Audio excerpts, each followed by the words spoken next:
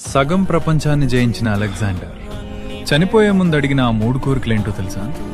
ఆ కోరికలు వింటే మీ కళ్ళు చెమరుస్తాయి, జీవితంపై మీకున్న గౌరవం పెరుగుతుంది.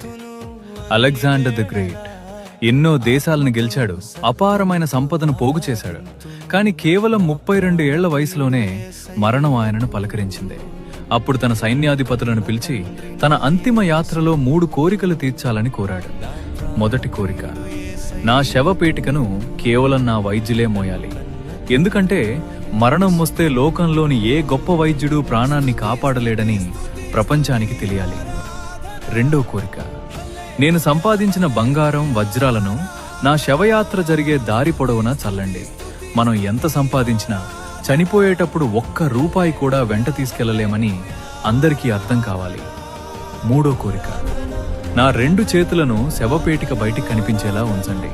ఈ లోకంలోకి వచ్చేటప్పుడు ఖాళీ చేతులతోనే వచ్చాం, వెళ్లేటప్పుడు కూడా ఖాళీ చేతులతోనే వెళ్తామని జనం గుర్తుంచుకోవాలి. జీవితం చిన్నది, మంచితనమే మిగిలేది.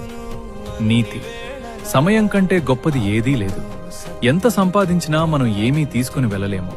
మనం చేసిన మంచి పనులే తర్వాత చిరస్థాయిగా గుర్తుండిపోతాయి.